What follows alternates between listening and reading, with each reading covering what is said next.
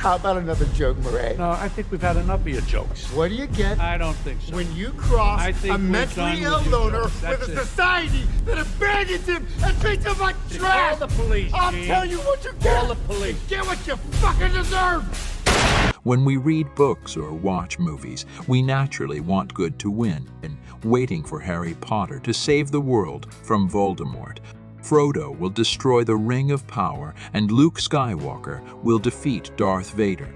And yet some villains make us wonder if we want to go over to the dark side.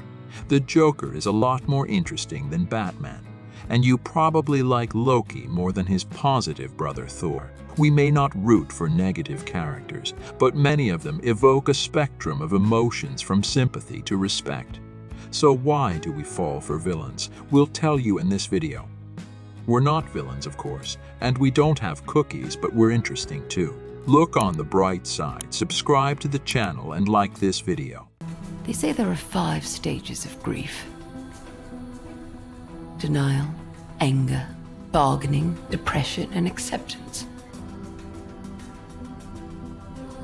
Well, I'd like to add one more: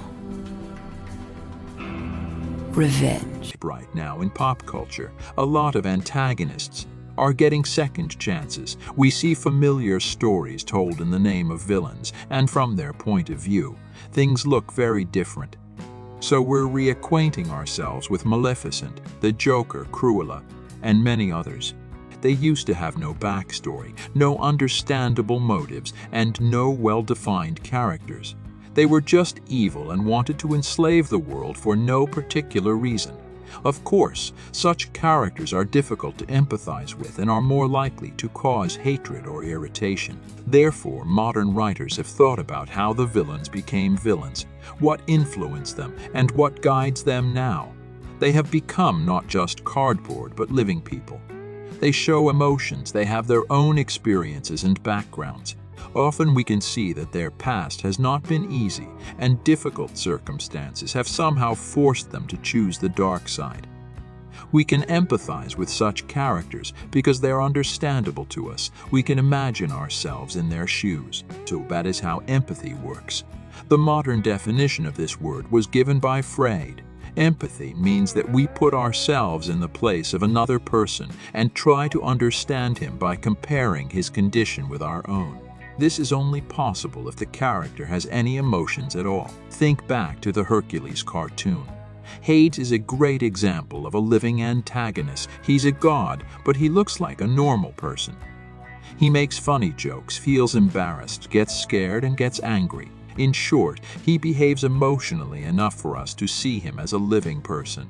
We also know that Hades is not happy to be in the afterlife, but is forced to be there while his brother Zeus is on Mount Olympus. He has very human feelings, resentment and envy, which drive him to do evil. Emotions do not justify him, but they make him understandable. There is also pure evil in Hercules. These are the Titans. They are incapable of creation and are completely impersonal. We don't see human faces or actions in them, which means we can't give them emotions and fall in love with them like we do with Hades. However, you may have noticed that some villains are even easier to empathize with than heroes. Absolute good, as faceless as absolute evil, so it can be hard for us to empathize with a perfect protagonist whose flaws exist only to mask their unrealistic nature. Still, empathy does not explain what we find in ideas. After all, most protagonists are also living people with their own problems and shortcomings. For example, Harry Potter is an orphan who lived in a cupboard under the stairs. But many people still identify with the aristocrat, Draco Malfoy. Why is that? The answer lies in charisma. It is the final point in the question of whether we like a person or a character. This is Crab and Goyle, and I'm Malfoy. Draco Malfoy. Public speaking coach Olivia Cobain identifies 4 types of charisma: focused, inspirational, benevolent, and commanding. Let's break down how they affect us and what kind of charisma our favorite villains have. You need me, or you're nothing. Because we're just alike, you and I. Except you're boring. You're on the side of the angels.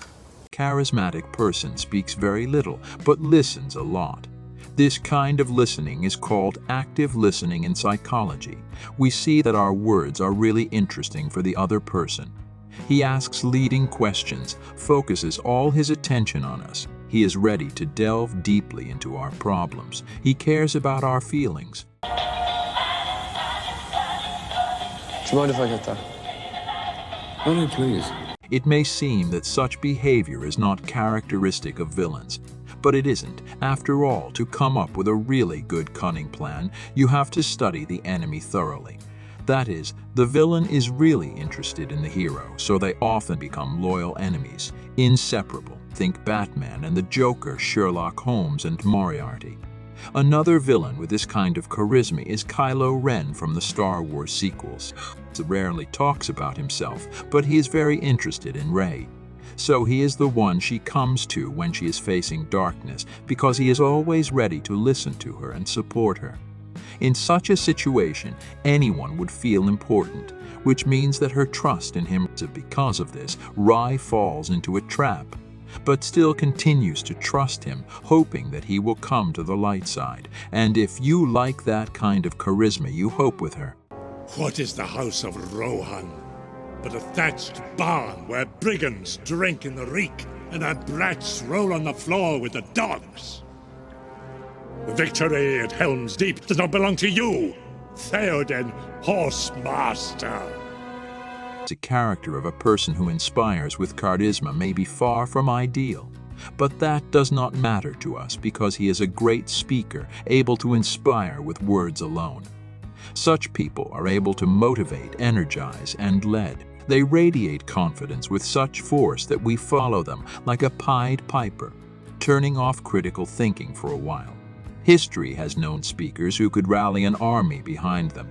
Some were heroes and some were fictional villains. Such charisma is possessed by Gellert Grindelwald of the Harry Potter universe.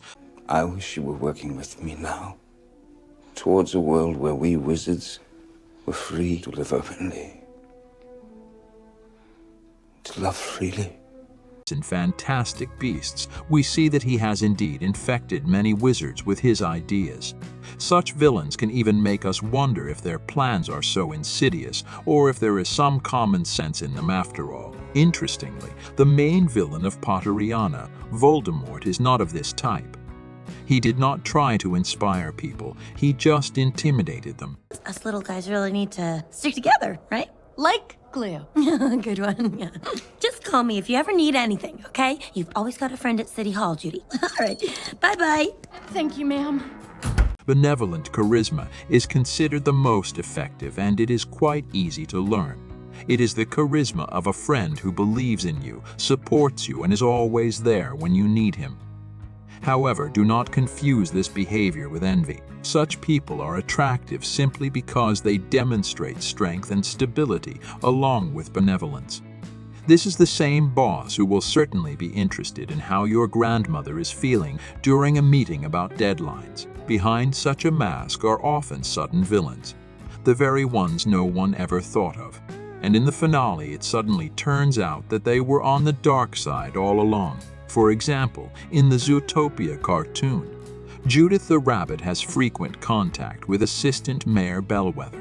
She takes an interest in her well-being, helps her get a job, and tells her that they need to stick together. She shows in every way that she is a reliable friend, always ready to come to the rescue. In this contrast, we find the final scene in which the lamb sheds its sheepskin, very effective. Often, after such a turn, the sympathy for the character is lost, because he turns out not to be what we thought he was and loses his charisma. Listen, please don't do this. I'm begging you. I like you begging. Do it again. So power charisma differs from other types of charisma in one important detail. It should not cause us to prefer it. We may even hate a person with such a charisma, but we will obey and follow him out of fear or a feeling that he should have the power. And such a person will not necessarily lead you to something bad, although it often turns out that way. Maleficent has just such an aura. When she loses her wings, she becomes an evil fairy whose power is based on her magical power, which is unparalleled, and therefore the others choose to follow and obey her. It's safer to be on her side.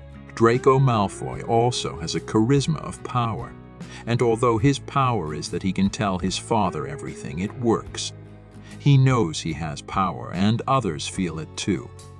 That's why Crabbe and Goyle obey him, the characters from Once Upon a Time in a Fairy Tale. Regina and Rumpelstiltskin have the same kind of charisma. At first, they may seem like villains, doing evil for no apparent reason. But their artificiality in doing so is actually endearing. We find it interesting to follow them and unravel their motivations. Gradually, their backstory is revealed. They both buy out everything they've done and even get a happy ending. And it seems logical and fair to us because the pain of many villains is close and understandable to us. We have all felt cheated, betrayed, or weak at times.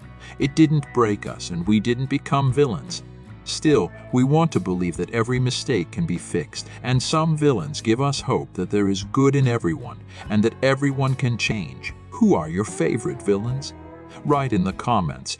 Thanks for watching. If you liked this episode, give it a thumbs up. Don't forget to subscribe and share with friends.